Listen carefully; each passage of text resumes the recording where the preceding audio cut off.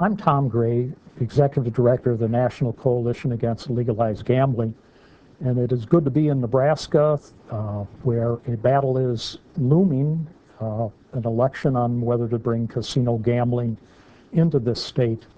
And we can think of no one that we'd rather have a conversation with about that than Warren Buffett, who has, over the years, earned the respect not just of Nebraskans, but people in the United States for his ability to look at the economics of the country and to build really on the solid ground. Warren, it's good to be with you, and thank you for sharing with us today. We're glad to have you in Nebraska, Tom.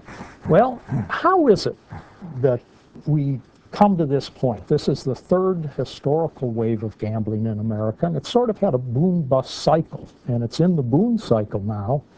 And it seems to me that you've been able to have an overview, and would you share with us some of the insights you might have? Well, I get insights every day as to what gambling does. Incidentally, I've bet on my golf game, and it's cost me money over the years, so it isn't like I've never placed a wager. But I get dozens of letters almost daily from people who have financial difficulties for one reason or another. And the reasons overwhelmingly come from three sources. One is health problems. People run into unexpected medical bills, and it gets them in a tough situation. Second, they get in trouble on credit cards frequently, and a credit card is a temptation to many people. But the third thing I hear about is people that have had an addiction to gambling, and where they've used thousands and thousands, tens of thousands of dollars that the family needs, and they can't get off the hook, and they find themselves in enormous financial trouble. Sometimes that interacts with the credit card situation because they use their credit cards to defer bills and use their cash to feed the casinos. So I've seen just time after time the kind of misery that these people write me about. And incidentally, I get a lot of letters from prisoners, too. I seem to be a favorite pen pal of a lot of prisoners. And I got one the other day, for example, where a fellow had stolen, this was extreme, but he'd stolen $2.2 million from his employer to feed a gambling addiction. And he acknowledged it, and he said he was going to spend his time in prison for it. So I think we'll always have some of that. But I think for the state of Nebraska particularly, the state I love, and my family's been there since the 1860s. I think for the state to essentially prey upon its citizens, create more of these addictions, create more of these letters coming to me every day, I just think it's wrong. I don't think, I think it's cynical on the part of the state to raise money from people who basically can't afford it by promising them a dream that is not going to come true for any but the tiniest fraction of the people that participate, and to cause people to get into the kind of trouble that I hear about every day. You know, I think it's interesting when you talk about it out of the pain that you have felt, because government has promoted this as a painless revenue stream. Only the willing are doing it, and it seems to me that that somewhat is untruthful at its best, and at its worst, it's very cynical to do that. Another promise it's made is that it's economic development. There's nothing getting developed. It's a transfer of money. I mean, basically, if you take the losses of everybody that participates in gambling, and it's not gaming, it's gambling. If you take the losses, it will end up going three places. It will end up going to the state as taxes to some degree. That's not development. It will end up paying part of the operating expenses of the operation, but any place you spent the money would pay part of the operating expenses of that establishment, and it'll go to the owners. And I get some kick out of this.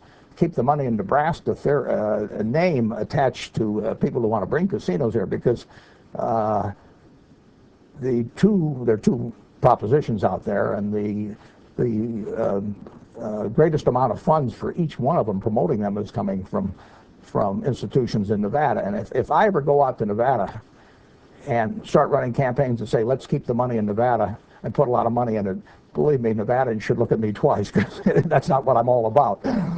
Now, you mentioned if we follow the money and if we do the math, you mean the players are losers. Yeah, well, I mean, just assume that Nebraska had this and our Nebraska citizens overall lost $100 million. Well, I think in one of the propositions, there's 35% of the first 15 million and 20% of the next money goes to the state. So some of the money will go to the state. That's just like a tax, basically. That comes right out of the citizenry. That doesn't do any development at all.